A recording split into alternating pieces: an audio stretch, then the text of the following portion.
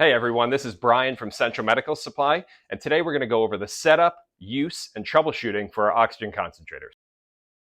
When dealing with our oxygen concentrators, the first thing you want to do is choose a suitable location. Select a well-ventilated area with enough space for the concentrator to operate efficiently and safely. Ensure that there is easy access to a power outlet, and keep the unit at least 12 inches away from obstacles such as furniture, curtains, and/or flammable materials. Connect the power cord. Plug the concentrator into a grounded electrical wall outlet that matches the required voltage of the machine. Position the air intakes and the exhaust. The air intakes are on the back of the machine right here, and the exhausts are on the side bottom of the machine right here. You want to place the concentrator in a way that allows the intake vents to draw in ambient air and the exhaust vents to expel waste gases without obstruction. When using the concentrator, make sure that there are no active fire sources present in the room: candles, stove, or a fireplace. Oxygen is an accelerant and will cause severe damage to a patient and your home. When cleaning, using aerosol products such as Lysol or Febreze, make sure you shut the machine off, allow 20 or 30 minutes for the room to air out before putting the machine back on. If chemicals are present in the air, that could get distributed to the patient through the concentrator. Please refrain from using any petroleum-based lubricants on the patient also while using the oxygen, because that can cause severe burns. After ensuring that the concentrator is plugged into a wall outlet, then you could turn the concentrator on using the power button or the switch right here. When the machine powers on, you're going to hear a long beep. Not to worry.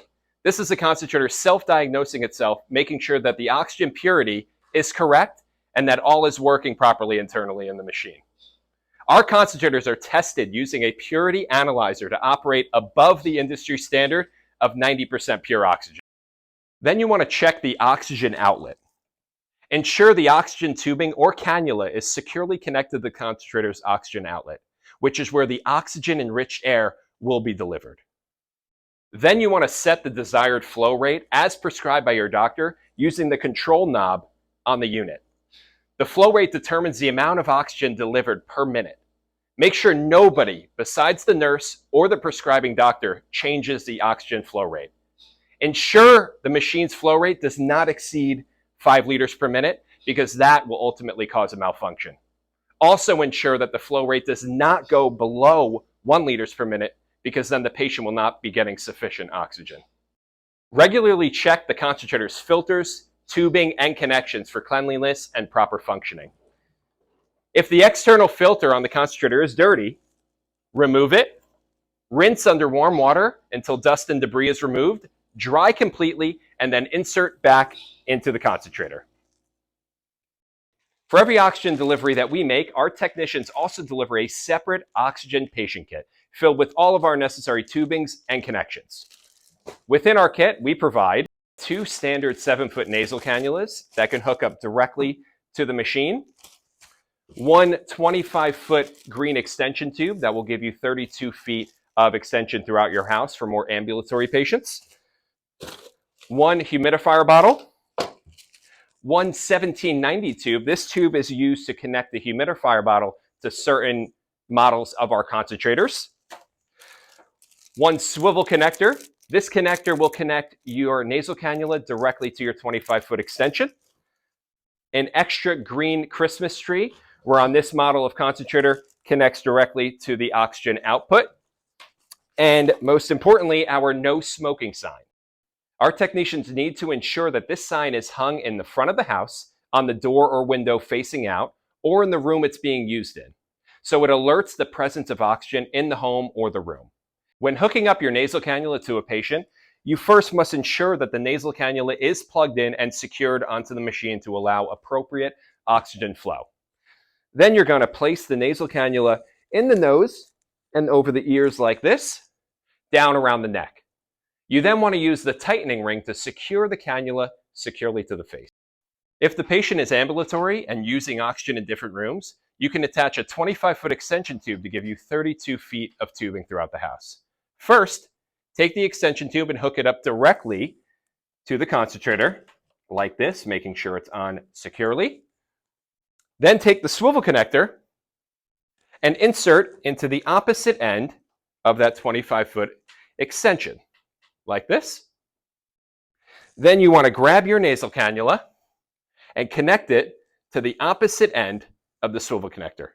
Make sure when using tubing, especially with extensions, you continuously check the tubing to ensure no kinks or obstructions. This will cause back pressure into the machine, causing it to alarm and malfunction.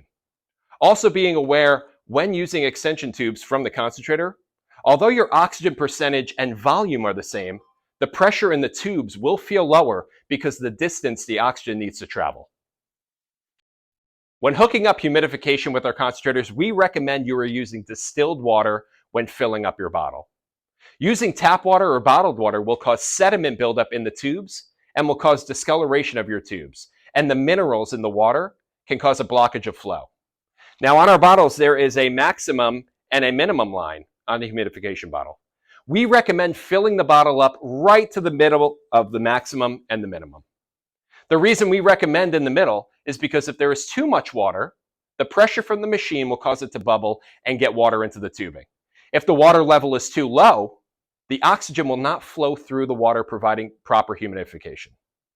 Make sure when screwing the top onto the humidification bottle, the threads are lined up and you get a secure and tight close, preventing any oxygen leakage. Certain manufacturer machines have direct hookups for our bottles. Once removing the Christmas tree, just like this, our humidification bottle will screw and connect directly to the machine, just like that. After the humidification bottle is connected tightly and securely, you want to then take your nasal cannula and hook it up directly to the bottle. Connecting humidification on some of our other units from different manufacturers, you must first screw on the 1790 tube to the top of the humidifier bottle.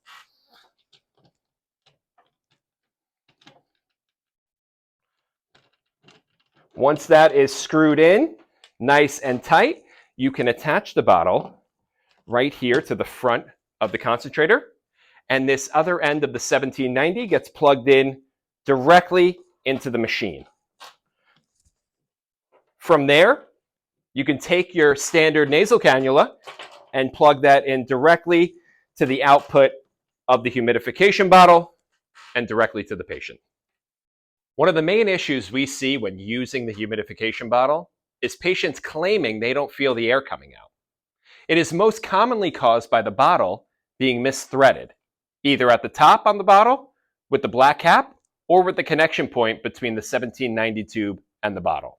So the first thing you want to do is make sure that that cap is on securely and tightly like that so there's no air leakage. And right here at the top where the 1790 connects, you want to make sure that there is no threading showing and that that bottle is secured tightly to the tube as well.